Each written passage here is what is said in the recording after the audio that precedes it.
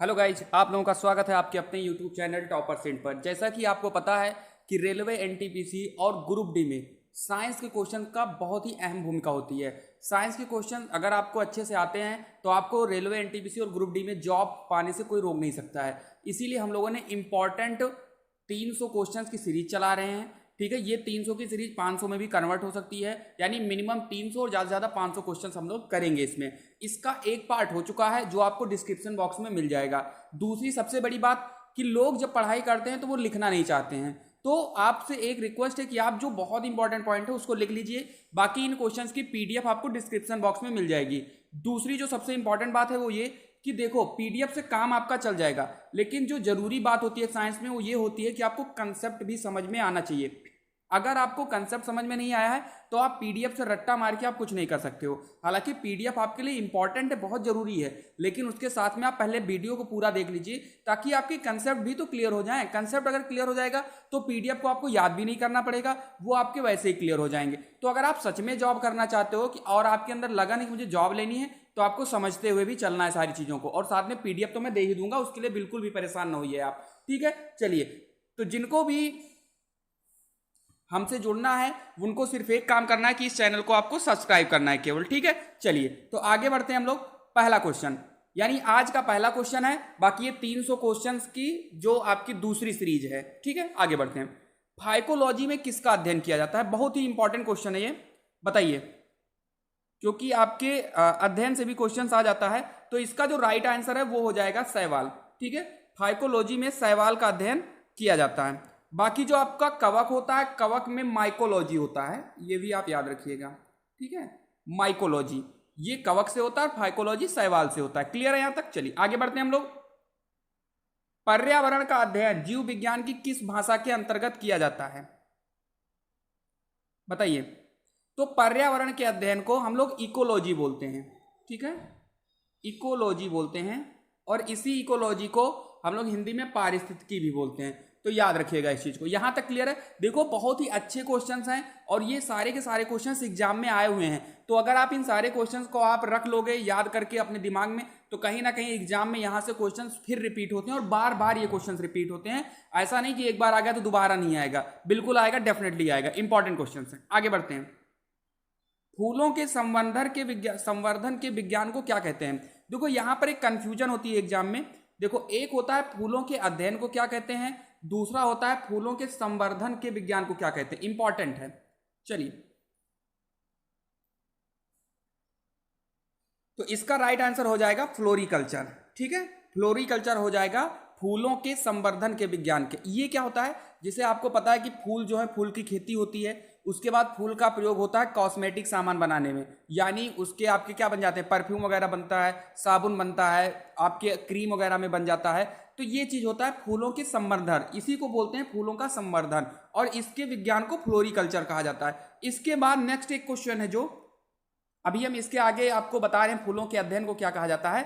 सबसे पहले आपको इस संवर्धन क्लियर हो गया होगा कि संवर्धन किसको कहा जाता है। ठीक है, जो फूल के उत्पादन, उसके बाद में उससे जो सामान बनाए जाते हैं उसको फूलों का संवर्धन बोलते हैं। ठीक है, और उसके विज्ञान को फ्लोरिकल्चर कहा जाता है। उसके बाद अगला है डेंड्रोलॉजी का संबंध किससे है, यानी डेंड्रोलॉजी किसके अध्ययन को कहते हैं। ठीक है, तो इसका जो राइट आंसर हो जाएगा वो हो जाएगा आपका वृक्षों के अध्ययन से और झाड़ियों के अध्ययन से। अगर आपके एग्जाम में क्वेश्चन बन रहा है कि झाड़ियों के अध्ययन को क्या कहा जाता है, तो डेंड्रोलॉजी, वृक्षों के अध्ययन को क्या कहा जाता है, तो डेंड्रोलॉजी, दोनों का डेंड्रोलॉजी होता है। क्लियर है यहां तक? चलिए, तो हम लोग आगे बढ़ते हैं। चलिए, क्वेश्चन नंबर 5, पुष्पों का अध्ययन क्या कहलाता है? बताइए। अब देखो, हम लोग इसके ऊपर वाले क्वेश्चन में देखे थे कि पुष्पों के संवर्धन विज्ञान को क्या कहते हैं, तो वो फ्लोरिकल्चर था। अब अगला क्वेश्चन आया, पुष्पों का अध्ययन क्या कहलाता है, तो ये आपका हो जाएगा एंथोलॉजी। ये दोनों क्वेश्चंस इंपॉर्टेंट हैं, एग्जाम में बने हैं कई बार, याद रखिएगा इस चीज को। चलिए आगे बढ़ते हैं। जीवाणुओं की साधारण आकृति क्या है? ये इंपॉर्टेंट है, बताइए। जो जीवाणु होते हैं इनकी आकृति किस तरीके की होती है? क्षण रूपी होती है, गोल होती है, सर्पिल होती है, या कौमा रूपी होती है? बताइए। चलिए, तो इसका जो राइट आंसर हो जाएगा वो हो जाएगा आपका क्षण रूपी, यानी क्षण की तरीके से होती है जो जीवाणु आपके होते हैं। ठीक है, ऐसे ही होंगे आपके जीवाणु। ठीक है, ऐसे। ये जीवाणु की बेसिकली जो जो बेसिक आकृति होती है वो इसी तरीके से होती है। आगे बढ़ते हैं हम लोग। जो जीवाणु आकार में सबसे छोटे होते हैं क्या कहलाते हैं, बताइए। तो इसका जो राइट आंसर हो जाएगा, जो सबसे छोटे जीवाणु होते हैं, सबसे छोटे का मतलब आपको पता होगा, जो सबसे छोटे जीवाणु होते हैं उनके बारे में आप ध्यान से देखिएगा, उनको हम लोग बोलते हैं गोलाणु। क्या बोलते हैं, गोलाणु बोलते हैं। ये चीज आपको याद रखनी है। चलिए आगे बढ़ते हैं हम लोग। अभी इसमें एक चीज आप और देख लीजिएगा, इनको हम लोग कोकी भी बोलते हैं। जो सबसे छोटे जीवाणु होते हैं उनको कोकी भी बोला जाता है, ठीक है, COCCI यानी कोकी। कोकी जो है गोलाणु का इंग्लिश नेम है। तो कभी कभी गोलाणु नहीं ऑप्शन, हाँ जैसे ग्रुप डी में हम बात करें, पिछली बार जब 2019 में ग्रुप डी हुआ तो उसमें गोलाणु ऑप्शन में नहीं था, उसमें ऑप्शन था कोकी, ठीक है। तो आपको क्लियर हो गया होगा, यहां तक क्लियर है ना। चलिए, एक गोल जीवाणु क्या कहलाता है, जो गोल जीवाणु होता है वो क्या कहलाता है, तो वो कहलाता है आपका कोकस। जो गोल जीवाणु होता है वो आपका कोकस कहलाता है, ठीक है। तो आपका राइट आंसर हो जाएगा सी वाला। यहां तक क्लियर है सबका।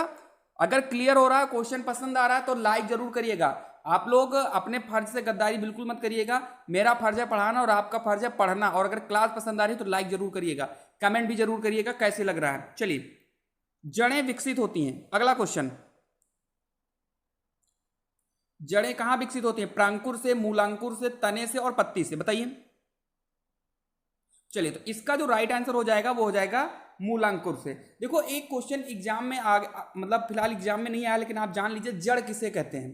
क्वेश्चन अगर कोई पूछ ले आपसे जड़ क्या है तो आप क्या जवाब दोगे, तो मैं समझा दे रहा हूं, थोड़ा सा कोशिश करता हूं समझाने का।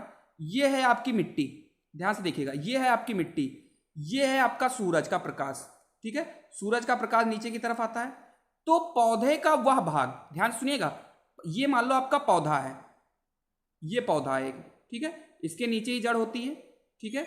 तो इसमें अगर हम बात करें, पौधे का वह भाग जो प्रकाश के विपरीत दिशा में फैलता है, यानी आपको पता है कि प्रकाश ऊपर की तरफ है, तो ये जो पौधे का भाग है ये प्रकाश की तरफ ना फैलकर अलग इधर उधर फैले, यानी प्रकाश की विपरीत दिशा में फैले।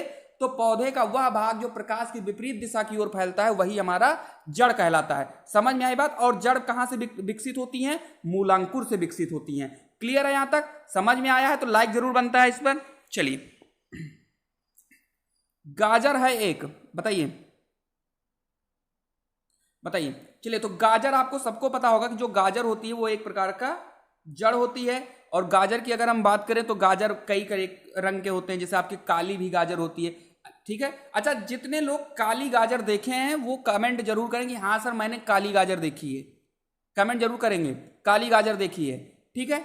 चलिए, और बाकी लोगों ने लाल गाजर देखी होगी, वो तो भाई बेसिकली सभी लोग देखे होंगे। नारंगी भी होती है, आपने देखा होगा, कई रंगों में होती है। काली गाजर जितने लोग भी देखे हैं वो जरूर कमेंट में लिखें कि सर मैंने काली गाजर देखी है। और नहीं देखी है तो कोई बात ही नहीं है, आप लिख सकते हो नहीं देखी है, बस सिंपल सी बात है। चलिए, जड़ के किस भाग में सर्वाधिक वृद्धि होती है, चलिए, तो जड़ के मूल शीर्ष के ठीक पीछे जो वृद्धि होती है सबसे ज्यादा होती है। देखो, इसमें मैंने बॉटनी के क्वेश्चन आज ज्यादा लिए हैं, ठीक है। रीजन क्या है, क्योंकि क्वेश्चन अगर बात करें हम साइंस में तो साइंस में सबसे ज्यादा क्वेश्चन आते हैं बायोलॉजी के, और बायोलॉजी में भी सबसे ज्यादा क्वेश्चन किसके आते हैं, बॉटनी के आते हैं। क्लियर है यहां तक। तो बॉटनी के क्वेश्चन आज के ज्यादा है, इसलिए आज की क्लास थोड़ी इंपॉर्टेंट भी है। क्लियर है यहां तक। मैं एक्सप्लेन करने की पूरी कोशिश करता हूं आप। अच्छा, अगर किसी को कोई डाउट भी रहा करे तो आप कमेंट बॉक्स में भी पूछ सकते हो, नहीं तो आप मुझे पर्सनल व्हाट्सअप कर सकते हो। व्हाट्सअप नंबर हमारा डिस्क्रिप्शन बॉक्स में आपको मिल जाएगा, ठीक है। आप वहां से पर्सनल व्हाट्सअप कर सकते हो, जो भी क्वेरीज आपकी मैं बता दिया करूंगा। चलिए, तो यहां तक समझ में आ गया, आगे बढ़ते हैं। बरगद के पेड़ के तने से लटकने वाली मोटी जड़ें क्या कहलाती हैं, बताइए। आपने देखा होगा ना, बरगद की पेड़ के तने से लटकने वाली मोटी जड़ें को क्या कहते हैं, तो इसको कहते हैं स्तंभ मूल। ये 2019 ग्रुप डी का क्वेश्चन है ये, ठीक है, इंपॉर्टेंट है ये। चलिए आगे बढ़ते हैं हम लोग। दलहनी पौधे किससे संबंधित हैं, इंपॉर्टेंट बताइए। चलिए, जो दलहनी पौधे होती हैं ये आपकी किससे संबंधित है? तो इसका राइट आंसर हो जाएगा लेग्यूमिनोसी। लेग्यूमिनेसी, जैसे आपकी दलहनी में जैसे आपका आ गया क्या, अरहर आ गया, मटर आ गया, चना आ गया, यानी ये द्विबीजपत्री। मैं अगर आपको और बता दूं, द्विबीजपत्री, द्विबीजपत्री का मतलब आप जानते हो कि जिस दाने में दो दालें निकल आए। जैसे आपने चना को तोड़ा तो चने में दो दालें निकलती हैं, क्लियर है ना। आपने मटर तोड़ा, दो दालें निकलती हैं। अरहर तोड़ा, दो दालें निकलती हैं। तो वही आपकी होती हैं द्विबीजपत्री। यानी जो द्विबीजपत्री होती हैं दलहनी फसलें, वो लेग्यूमिनेसी से संबंधित होती हैं। देखो, कुछ फैमिली के बारे में हम लोग कल भी बात कर चुके हैं, ठीक है। तो कुछ फैमिली कल की क्लास में आपको मिल जाएगी। जो लोग नहीं देखें, डिस्क्रिप्शन बॉक्स में लिंक है, जरूर जाके देखिए। पीडीएफ भी है उसकी, आप पीडीएफ भी डाउनलोड कर सकते हो और क्लास पढ़कर आप समझ भी सकते हो सारी चीजें, ठीक है। बाकी आज भी कुछ फैमिलीज हैं, जैसे दलहनी पौधे जो होती है, किस फैमिली संबंधित है? लेग्यूमिनेसी। रीजन क्या है इसका? 2019 में जब ग्रुप डी का पेपर हो रहा था ना, तो फैमिली से बहुत सारे क्वेश्चन आए। इसमें ज्यादातर क्वेश्चन ग्रुप डी के ही शामिल है, ठीक है। तो आपको फैमिली के क्वेश्चन सारे क्लियर करते हुए चलने हैं। चलिए आगे की तरफ हम लोग बढ़ते हैं। अब इन्होंने एक क्वेश्चन किया है, सबसे बड़ा कुल है, यानी फैमिली की अगर बात करें तो सबसे बड़ी फैमिली कौन सी है? लिलिएसी, सोलेनेसी, कुकरबिटेसी या कंपोजिटी? बताइए। चलिए, इसका जो राइट आंसर हो जाएगा वो हो जाएगा कंपोजिटी। जो कंपोजिटी फैमिली है, ये सबसे बड़ी फैमिली मानी गई है। क्लियर है यहां तक? चलिए हम लोग आगे की तरफ बढ़ते हैं। चाय के पौधे का वास्तविक नाम क्या है? बताइए। चलिए, इसमें अगर हम पहले एक आपको बहुत ही अच्छा चीज बता दें, अगर आपके पास कॉपी और पेन है तो आप एक लिख लीजिएगा, मूंगफली। मूंगफली सबको पसंद है ना। तो अगर हम इसका जो वास्तविक नाम या साइंटिफिक नेम की बात करें तो ये आपका हो जाता है एराइकिस हाइपोजिया। अगर आपके पास नोटबुक है तो आप लिख लीजिएगा एराइकिस हाइपोजिया। एराइकिस हाइपोजिया, ये होता है मूंगफली का। लेकिन अगर हम बात करें चाय के पौधे का तो ये होता है थियासाइनेसिस। थियासाइनेसिस। हमने अभी भी मूंगफली का साइंटिफिक नेम बोला है। जो लोग नहीं सुन पाए ध्यान से, वो थोड़ा सा अपना बैक कर ले अपनी इस वीडियो को और फिर से सुन लें उसको, ठीक है। तो थियासाइनेसिस चाय के पौधे का वास्तविक नाम है और मूंगफली के पौधे का नाम मैंने आपको बता दिया है। चलिए आगे हम लोग बढ़ते हैं। इसमें धान का खैरा रोग या लघुपत रोग किस तत्व की कमी के कारण होता है? बताइए। बताइए सभी लोग। जो धातु का जो धान का जो खैरा रोग होता है किसके कारण होता है? चलिए, तो इसका जो मैं राइट आंसर आपको बता दूं वो है जिंक। जिंक के कारण, जब जिंक की कमी हो जाती है आपके धान में तो खैरा रोग होता है। जो लोग हमारे किसान भाई लोग हैं, इनको पता होगा धान में क्या होता है जब खैरा रोग लगता है। तो कभी कभी लक्षण भी पूछ लिया जाता है, तो याद रखिएगा जो धान की पत्तियां होती हैं वो पीली पड़ जाती हैं। क्लियर है ना? वो जो आपकी पत्तियां होंगी वो पीली हो जाएंगी, ठीक है। यही इनकी जो पहचान है वही है, ठीक है। और पहले तो पीली रहेंगी कुछ दिनों तक, फिर वो जो पीली वाली है वो थोड़ा थोड़ा कत्थई में बदलने लगेगी, ठीक है। यही आपके खैरा रोग की पहचान होती है। यहां तक अगर क्लियर हो गया तो हम लोग आगे बढ़ते हैं। फूल गोभी का विटेल रोग किस तत्व की कमी के कारण होता है? देखो, कल भी हम लोग रोग के क्वेश्चन किए हैं कुछ, ठीक है। 2-4 क्वेश्चन हमने कल भी किया था, 2-4 क्वेश्चन आज भी हैं। तो ये सब इकट्ठे आप कर लीजिएगा। पूरे जितने भी हमारे पीडीएफ है इनको आप इकट्ठे रखिए, एक फोल्डर बना लीजिए, उसमें आप पीडीएफ को रखिए, ताकि सारे जो हमारे 300 से 500 क्वेश्चन जो होंगे आप इनको एक साइड में आप पहले लिख लीजिएगा। देखो, अभी साइंस के क्वेश्चन, बायोलॉजी के क्वेश्चन चल रहे हैं। जब बायोलॉजी के क्वेश्चन आपके कंप्लीट हो जाएंगे तो मैं फिजिक्स के क्वेश्चन लाऊंगा, और फिजिक्स के क्वेश्चन कंप्लीट होने के बाद मैं केमिस्ट्री के क्वेश्चन लाऊंगा। यानी आप सोच सकते हो कि इतना पढ़ने के बाद में हमारे साइंस से कोई दिक्कत नहीं होने वाला है। और मैं एक्सप्लेन भी इतना ठीक ठाक कर देता हूं कि आपके और भी जो क्वेश्चन बनेंगे इधर उधर से वो भी कवर हो जाएगा। क्लियर है? चलिए, अगर हम बात करें फूल गोभी का विटेल रोग किस तत्व की कमी के कारण होता है, तो इसका राइट आंसर हो जाएगा एमओ। अब कहोगे सर ये एमओ क्या होता है? तो मैं आपको एक बात बता देता हूं, लिख लीजिएगा इसको बहुत ही अच्छे से। जो एमओ होता है, एमओ को हम लोग बोलते हैं मॉलीबेडनम, ठीक है। आप एमओ को, मतलब अगर एमओ ऑप्शन में नहीं होगा तो आप लिख लीजिएगा मॉलीबेडनम। मॉलीबेडनम होता है। क्लियर है? चलिए, तो आगे की तरफ हम लोग बढ़ते हैं। विटेल रोग होता है। देखो, क्वेश्चन ये भी पूछ सकते हैं कि विटेल रोग किस फसल में होती है या किस सब्जी में लगती है विटेल रोग। तो आपको याद रखना है फूल गोभी और पत्ता गोभी, इसी में विटेल रोग लगती है। क्लियर है? चलिए ये भी पूछ सकते हैं खैरा रोग किस फसल में लगती है, तो धान में। ठीक है, ऐसे भी क्वेश्चन बन सकते हैं। पत्तियों की हरिमहीनता किस कमी से होती है, बताइए। चलिए, तो हरिमहीनता यानी कि जो पत्तियां होती हैं वो पीली हो जाती हैं, तो किसके कारण पीली हो जाती हैं। अब अभी आप कहोगे सर खैरा रोग में भी तो पीली हो जाती थी, यानी जिंक से होता होगा, लेकिन नहीं, खैरा रोग अलग है और हरिमहीनता अलग है। हरिमहीनता में क्या होता है कि पूरी की पूरी फसल ही पीली हो जाती है, उसको बोलते हैं हरिमहीनता। और जो खैरा रोग होता है उसमें पत्तियों में पीले रंग के धब्बे पड़ जाते हैं, यानी वो पत्तियां पूरी नहीं पीली होती हैं। यहां तक क्लियर है। चलिए,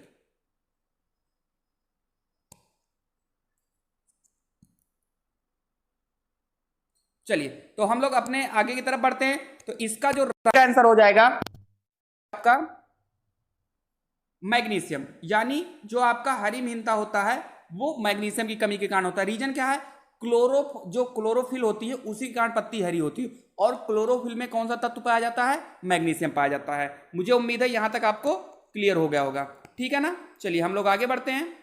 चलिए,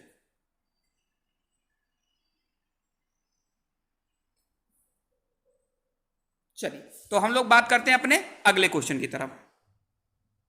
चलिए, तो पौधों में वाष्पोत्सर्जन किसकी प्रक्रिया है, प्रकाश श्वसन की, जल हानि की, खाद्य उत्पादन या श्वसन की। तो पौधों में जो वाष्पोत्सर्जन होती है वो जल हानि की प्रक्रिया है, याद रखिएगा। ठीक है, जिससे क्या होता है कि ज्यादा पानी जब पौधों में हो जाता है तो वाष्पोत्सर्जन के कारण वो ऊपर की तरफ चला जाता है और बादल बन जाता है। ठीक है ना। चलिए आगे की तरफ हम बढ़ते हैं। गन्ने का लाल सड़ांध किसके कारण होता है, मोस्ट इंपॉर्टेंट क्वेश्चन है ये ग्रुप डी के क्वेश्चन में बार बार रिपीट हुआ है 2019 में, याद रखिएगा। लाल सड़ांध किसके कारण बनता है, आपने देखा होगा ना गन्ने के बीच में रेड कलर का हो जाता है, जो किसान भाई हमारे हैं उनको पता होगा। ठीक है, गन्ने के बीच में आपकी क्या होती है, रेड कलर की एक लाइन सी हो जाती है। ठीक है, तो ये किसके कारण होता है, तो याद रखिएगा कालेटोट्राइकम फाइलकेटम, याद रखिएगा कालेटोट्राइकम फाइलकेटम, इंपॉर्टेंट है। बिल्कुल परेशान ना होइएगा, लिखने की जरूरत तो नहीं है, आपको पीडीएफ मिल जाएगी ना, मैंने बताया ही है, विद आंसर के साथ भी मिलेगी आपको पीडीएफ। तो आप इनको देखते हुए केवल समझिए, गन्ने के बीच में जो रेड कलर का हो जाता है लाइनिंग, वो होता है कालेटोट्राइकम फाइलकेटम के कारण। क्लियर है, आगे बढ़ते हैं। जलोदविद निम्न में से किसकी उपस्थिति के कारण जल पर तैरते हैं।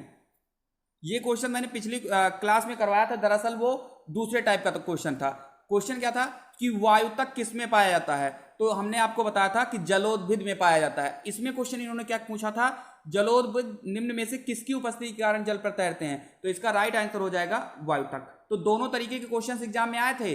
वायुतक किस में पाया जाता है, जलोदभिद में पाया जाता है। जलोदभिद किसके कारण तैरते हैं, तो वायुतक के कारण तैरते हैं। आपको पता है जो जलीय पौधे होते हैं वो क्या रहते हैं, पानी के ऊपर रहते हैं ना, जैसे जलकुंभी हो गया, तो ये पानी के ऊपर क्यों तैरते रहते हैं, वायुतक के कारण। क्लियर है यहां तक। चलिए, रंध्रों की संख्या न्यूनीकृत होती है तथा धंसे होते हैं, बताइए।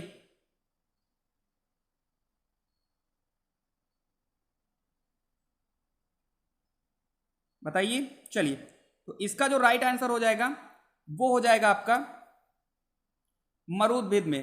ठीक है, रंध्रों की सबसे संख्या जो होती है सबसे कम किसमें होती है, तो मरुद्भिद में होती है। क्लियर है, चलिए आगे बढ़ते हैं। चलिए, विलामेन की आवश्यक होती है, यानी विलामेन किसके लिए आवश्यक होता है, या विलामेन की आवश्यकता किसको होती है, क्यों होती है विलामेन की आवश्यकता, बताइए। चलिए, तो इसका जो राइट आंसर हो जाएगा वो हो जाएगा आपका नमी के अवशोषण के लिए। ठीक है, नमी के अवशोषण के लिए हमें विलामेन की आवश्यकता होती है। क्लियर है यहां तक। चलिए, तो हम लोग अब बढ़ते हैं अपने अगले क्वेश्चन की तरफ। चलिए, जीन्स बने होते हैं डीएनए के, आरएनए के, डीएनए तथा आरएनए के, या प्रोटीन के, बताइए। चलिए, तो इसका राइट आंसर हो जाएगा डीएनए के। जो जीन्स हमारे होते हैं वो डीएनए के बने होते हैं। ठीक है ना। और डीन कहां पर होते हैं, डीन होते हैं गुणसूत्रों में होते हैं, ये भी आपको क्लियर होनी चाहिए सारी चीजें। और जो आपके क्या होते हैं, जीन होते हैं, जीन को दो नामों में और बांटते हैं, हमने पिछली क्लास में बात कर लिया है, वंशाणु और पैतृक में। किस में बांटते हैं, वंशाणु और पैतृक, दो नाम और हैं जीन के, वंशाणु या पैतृक, ये दो नाम और याद रखना है आपको। चलिए, सन 1959 के कृत्रिम रूप से डीएनए को संश्लेषित करने हेतु पुरस्कार किसको मिला था? बताइए। चलिए, इसका जो राइट आंसर हो जाएगा वो हो जाएगा कार्नवर्ग। कार्नवर्ग को 1959 में डीएनए को कृत्रिम रूप से संश्लेषित करने के लिए इनको पुरस्कार मिला था। याद रखिएगा, ईयर भी याद रखिएगा, हो सकता है पूछ ले आपकी बार एग्जाम में, वैसे ईयर इंपॉर्टेंट नहीं है। तो डीएनए को इन्होंने कृत्रिम रूप से संश्लेषित किया था कार्नवर्ग ने, इसीलिए इनको एक पुरस्कार भी दिया गया था। क्लियर है यहां तक? चलिए, प्रयोगशाला में सर्वप्रथम डीएनए का संश्लेषित किसने किया था? बताइए।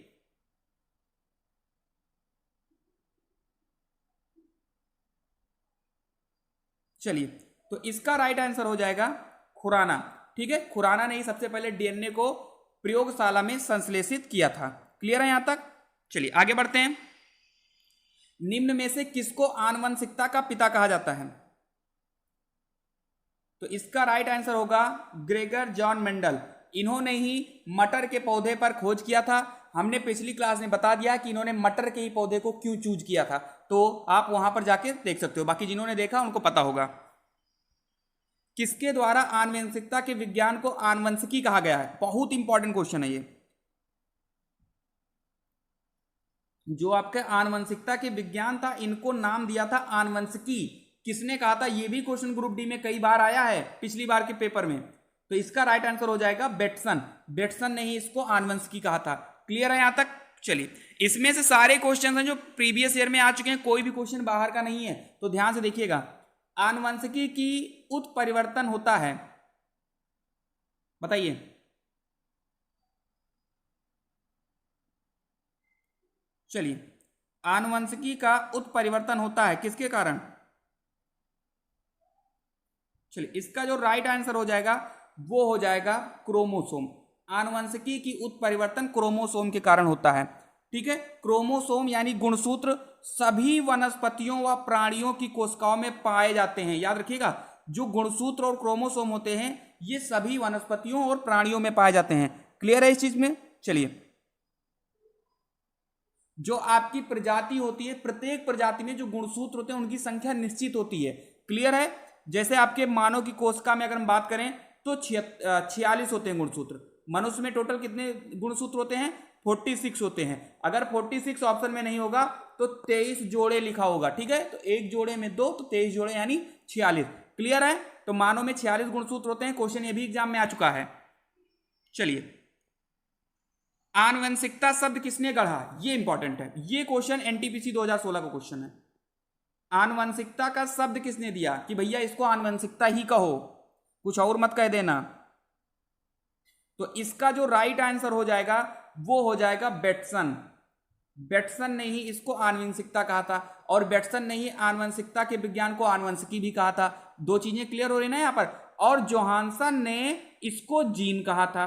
तो जीन नाम दिया था जोहानसन ने, और बेटसन ने इसको आनुवंशिकता कहा था। कंफ्यूज नहीं हो रहे हो? जो लोग यहां तक वीडियो मेरी देखे हैं, बिल्कुल डेफिनेटली ऐसी बात है कि वो बच्चे पढ़ने के लिए जुनून रखते हैं और उनको सिलेक्शन लेना है। बाकी जो लोग एक्सप्लेन की जरूरत नहीं थी वो तो पीडीएफ डाउनलोड करके निकल लिए होंगे अब तक। ठीक है, तो बिल्कुल भी परेशान ना होइए, जो लोग यहां तक देखते हो उनको क्लियर हो जाएगा, क्योंकि आपके जो पीडीएफ है उसमें सिर्फ आपको बेटसन ही मिलेगा।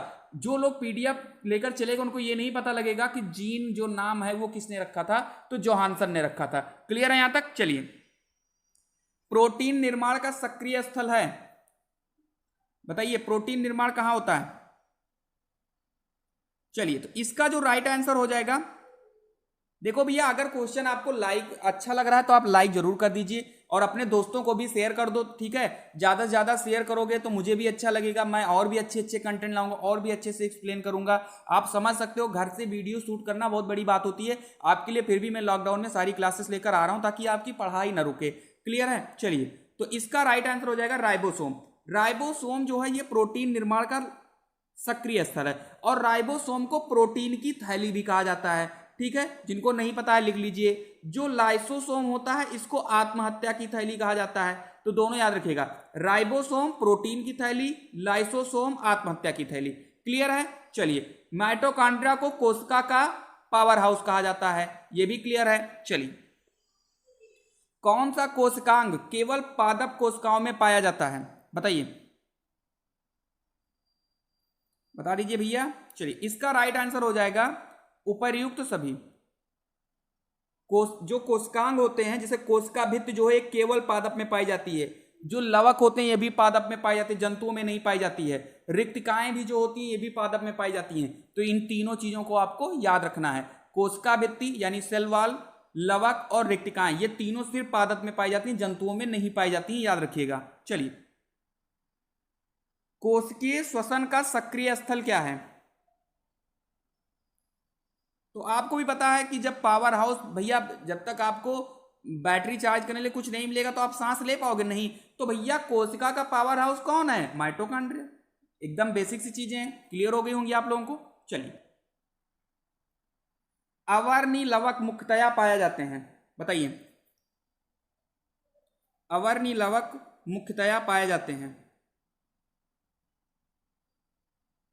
बताइए। जड़ों की कोशिकाओं में पाए जाते हैं, तनों की कोशिकाओं में पाए जाते हैं, या पत्तियों की कोशिकाओं में पाए जाते हैं, या फूलों की कोशिकाओं में पाए जाते हैं। अब बात करें अगर हम लोग अवर्णी लवक का, तो ये रंगहीन होता है, इसमें कोई रंग नहीं होता है, ये भी आपको याद रखना है, ठीक है। और यह सूर्य के प्रकाश से दूर यानी अंधेरों में ये पाए जाते हैं, ये भी आपको याद रखना है, ठीक है। चलिए, तो ये पाए किस में जाते हैं? ये पाए जाते हैं जड़ों की कोशिकाओं में। अवर्णी लवक कहां पाए जाते हैं? जड़ों की कोशिकाओं में। और हमने कहा कि जड़ कहां पे होते हैं? जमीन के नीचे, और जमीन के नीचे तो प्रकाश होता नहीं है। तो अगर क्वेश्चन आपको मिल जाए कि अवर्णी लवक कहां पाए जाते हैं, तो आपको याद रखना है जहां पर प्रकाश नहीं होगा वहां पर ही अवर्णी लवक पाए जाएंगे। यानी तनों पर भी आपको प्रकाश पड़ता है, पत्तियों पर भी प्रकाश पड़ता है, फूलों पर भी प्रकाश पड़ता है, तो इन तीन जगहों पे तो हो ही नहीं सकता, तो होगा कहां पर? जड़ों की कोशिकाओं में होगा। क्लियर है? चलिए आगे बढ़ते हैं। पारतंत्र में ऊर्जा का प्राथमिक या मुख्य स्रोत क्या होता है? सबको पता है कि भैया ऊर्जा का प्राथमिक स्रोत क्या है, बताइए। तो इसका राइट आंसर होगा सूर्य का प्रकाश। प्राथमिक ऊर्जा या मुख्य स्रोत सूर्य का प्रकाश ही होता है, ठीक है। जहां एक्सप्लेन करना है वहीं पर सिर्फ करेंगे। अगला बढ़ते हैं। मुख्यतया मैंग्रोव वाली जोरीय वन कहां पाए जाते हैं, बताइए। तो आपको पता है मैंग्रोव कहां पाए जाते हैं? सुंदरवन, ठीक है। यहां पर एक्सप्लेन करने की मुझे कोई जरूरत नहीं थी। क्लियर है यहां तक? चलिए, मैंग्रोव वनस्पति का मुख्य घटक क्या है, बताइए। तो ये हो जाएगा आपका राइजोफेरा। ये भी इंपॉर्टेंट है, याद रखिएगा। दोनों क्वेश्चन आ चुके हैं ग्रुप डी में, ऊपर वाला भी और ये वाला भी, 36 वाला भी और 37 वाला भी। तो ये आपके राइजोफेरा इसका मुख्य घटक है। आगे बढ़ते हैं। रक्त ग्लूकोज स्तर सामान्यतः किसमें व्यक्त किया जाता है, ठीक है। आपको जो ब्लड ग्लूकोज का स्तर है ये किसमें मापा जाता है? एचजी में, मिलीमीटर में, एमजी के प्रति डेसीलीटर में, भाग प्रति मिलियन में, या ग्राम प्रति लीटर में? चलिए, तो इसका राइट आंसर जो हो जाएगा, ये भी क्वेश्चन आ चुका है ग्रुप डी में, एमजी के प्रति डेसीलीटर में। क्लियर है? ठीक है। तो रक्त ग्लूकोज का जो स्तर होता है वो एमजी के प्रति डेसीलीटर में मापा जाता है। इंपॉर्टेंट है, आप इसको याद जरूर रखेंगे। क्लियर है? चलिए, प्रोटीन बनाने के लिए कितने अमीनो अम्ल की आवश्यकता होती है? मोस्ट इंपॉर्टेंट है ये। चलिए, तो अगर हम बात करें इसका राइट आंसर, तो इसका राइट आंसर हो जाएगा 20, ठीक है। जो प्रोटीन होता है, प्रोटीन बनाने के लिए टोटल 20 एमिनो एसिड की जरूरत होती है, ठीक है। चलिए, इतना आपका सही है। आगे बढ़ते हैं हम लोग। अल्फा केरेटिन एक प्रोटीन है जो कहां उपस्थित रहता है, बताइए। अल्फा केरेटिन कहां रहता है? ये आपके जूलॉजी के क्वेश्चन हैं ये सारे। तो अल्फा केरेटिन जो होता है ये त्वचा में उपस्थित होता है। क्लियर है? ये चीज आपको याद रखना है। तो आपके क्वेश्चंस कंप्लीट हो चुके हैं। नीचे आपकी आंसर शीट दी गई है। जब आप पीडीएफ डाउनलोड करोगे तो आपको आंसर शीट नीचे मिल गई है सारी की सारी, आपको कोई दिक्कत नहीं होगी। तो आपके लिए सिर्फ इतना काम है कि अगर आप हमारे चैनल पर नए हो, चैनल पसंद आया है, तो आप इनको सब्सक्राइब किए बिना मत जाना, क्योंकि डेली आपको इस पर वीडियोज मिलती हैं पीडीएफ के साथ। दूसरी चीज, आपको अगर अच्छा लगा तो अपने फ्रेंड्स को भी शेयर करिए, और ज्यादा पसंद लगा तो लाइक करिए, और कमेंट करने का अगर मन है तो आप कमेंट तो जरूर ही करिए, क्योंकि हम उसको जरूर पढ़ते हैं और रिप्लाई भी करेंगे आपको। चलिए, तो यहां तक क्लियर है। तो मिलते हैं हम लोग अगली क्लास में।